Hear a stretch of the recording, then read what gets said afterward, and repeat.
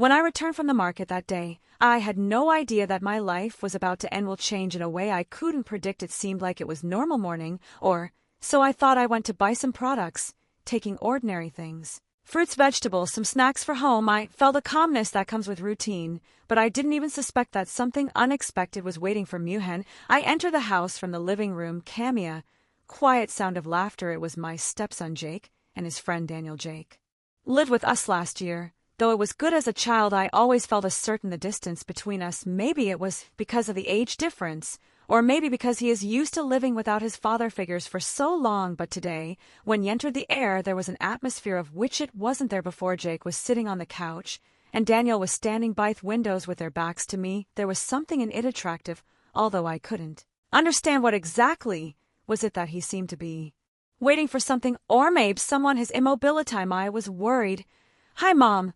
Are you back?" said Jake, breaking the silence. I smiled, trying to shake off the strange feelings crawling into the chesties. "I just got back," I replied, leaving the bags on the kitchen table. But when I looked at Daniel again, and I saw that now he looks at me with his eyes met mine for a moment, I felt it down my spine. A shiver ran through his gaze, tense, anxious, as if he could piss me off if I'd done cautious. "How was the market?" asked Daniel. Titchum is almost too formal in a voice that said, "Everything was fine," I said, forcing a smile, trying to drive it away. The anxiety that grew within met here was no reason to feel this way. After all, he was just Jaco's friend. I walked into the kitchen, and it got stuck in my head. The expression on his face is almost predatory, but that's not it. Called have been right. Too much I thought about it. He was just a teenager, and I imagined all sorts of things when I was putting away the groceries. I heard they whisper in another room. Their voices were barely audible, but something in them, the conversation was not so. I felt a change in the atmosphere, as if they discussed something that I didn't want. I heard fear took over, and I discovered that I come closer to the door. Through a small crack, I saw Jake and Daniel sitting on the couch, but their body language changed. Jake usually seemed so relaxed, tense, and Daniel leaned too much close. For comfort, he spoke in a whisper. His words were too quiet to be heard. It was possible to disassemble. All this interaction made my heart beat faster. Before I could move away, it creaked a door. Jake looked up, his eyes expanded. "Mom, what are you doing?" Caught. I quickly turned around and tried to behave casually. "Nothing, just cleaning up things," I said, leaving the room, but something inside was wrong. As if under something is brewing on the surface. Dinner got even weirder. Daniel stayed for dinner, and although I tried, I don't maintain casual conversation could ignore the tension hanging in the air. He looked at me more often. His usual gaze lingered a little longer than usual. I felt that something not so. Every time he smiled, it seemed calculated, as if he was playing in a game that I didn't understand. After dinner, Jake excused himself and went to hang out with friends, but Daniel stayed. He sat on the couch fiddling with my phone, but the atmosphere was thick with unspoken words. I tried to ignore this feeling, but it didn't go away. "You need anything?" Daniel asked, his voice that was quiet and even, which is why a shiver ran through me. "No, I'm fine," I answered quickly, almost too quickly. But the anxiety is still there. He remained standing and approached to the place where I stood. My heart again, it started to beat when his fingers touched mine while he reached for the dishes I was drying. There was a short touch. The air between us seemed electric, crackling. I stepped back, trying to regain control.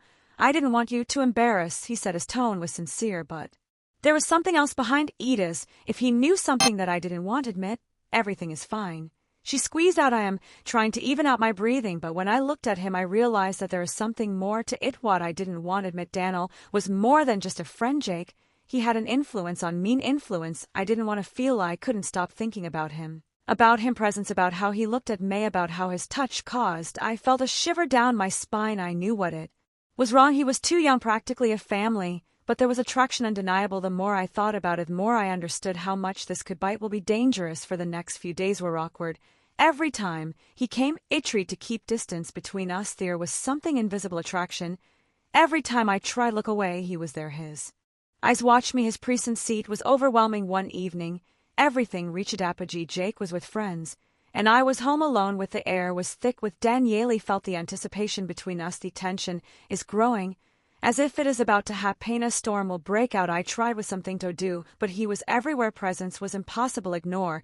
Finally, he spoke to him. The voice was quiet and heavy, and I couldn't understand what exactly he wanted to say. "I think you understand how I feel," he said, coming closer. I opened my mouth to answer, but couldn't pronounce not a word. His eyes were like that, so tense and searching that Seemed like he was looking through me. "You're not just Jake's mom."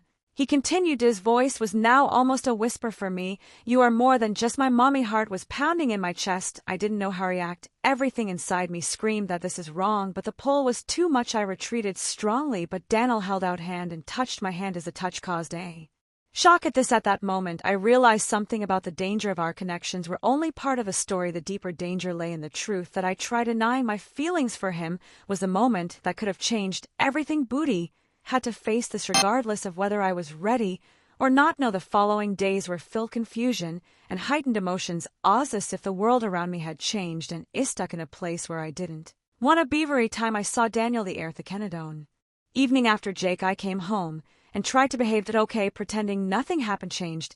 I couldn't let him find out what I feel, especially when Daniel was nearby, but every time Daniel entered the room, my heart it started beating faster. It was as if he became the center of my world, attracting me with every look, with every word. Resisting the attraction was almost impossible, but I had taught Jake, of course, noticed voltage Russian, auto-generated, all watched.